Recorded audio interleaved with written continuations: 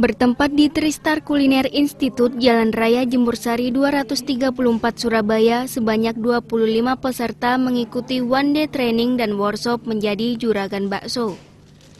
Bakso yang bulat dan kenyal ini sangat banyak sebenarnya.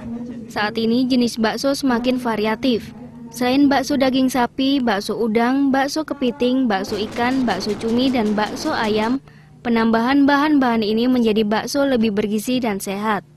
Namun dengan syarat tidak ada penambahan bahan-bahan kimia yang berbahaya bagi kesehatan, seperti boraks dan formalin. Dalam training dan workshop yang dilakukan di Tristar Kuliner Institute ini, peserta diberi penjelasan mulai dari pemilihan bahan yang baik, pengolahan, pengemasan, hingga pemasaran. Mengenal usaha bakso daging berarti berbicara tentang potensi usaha bakso daging itu sendiri, baik skala nasional maupun daerah.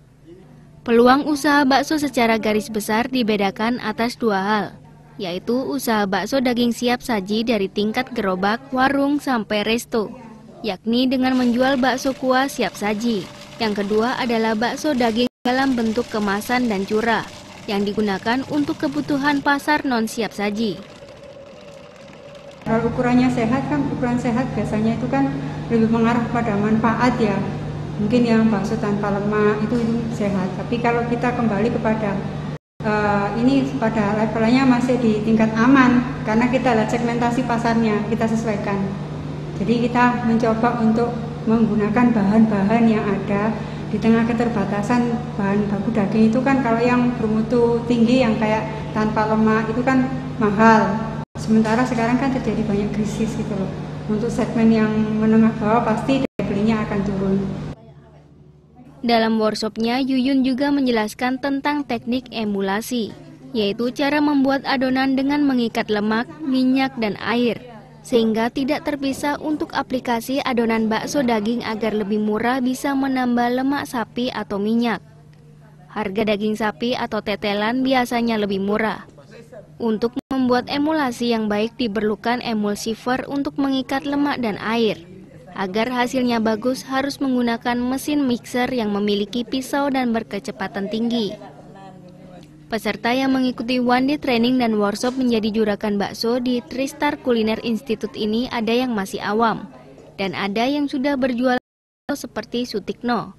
Peserta yang sudah berjualan bakso sebelumnya mengaku senang dan sangat membantu dirinya untuk melangkah lebih maju. Dalam workshop ini, Sutikno banyak mendapat pengalaman dan banyak perbedaan antara yang dipelajarinya saat workshop dengan cara membuatnya sebelum mengikuti workshop. Tujuannya kita kan ingin mengikuti perkembangan yang ada di pasaran sekarang ini kan, orang pada bikin bakso itu besar-besar tapi harganya murah. Sementara kita kalau nggak ikuti pelatihan seperti ini, itu kita bikin bakso itu untuk ngikutin dengan harga jual yang sama, ukuran besar kita nggak dapat untung. Hanya tujuannya kita supaya gimana kita bisa survive usaha, dapat untung yang banyak, kemudian produk kita bisa seperti yang ada di pasaran sekarang ini. Untuk membuat bakso yang tepat diperlukan pengolahan yang tepat pula. Mutu bakso daging yang dijual meski dari gerobak atau eceran dalam kemasan harus standar. Pengertian standar bahwa bakso yang dijual harus sama, baik bentuk, rasa, dan teksturnya. Dalam membuat bakso yang sehat, Yuyun mengatakan yang sangat penting dijaga selama pembuatan bakso adalah kondisi bahan baku daging sebaiknya harus dingin dari proses penggilingan daging sampai pencetakan.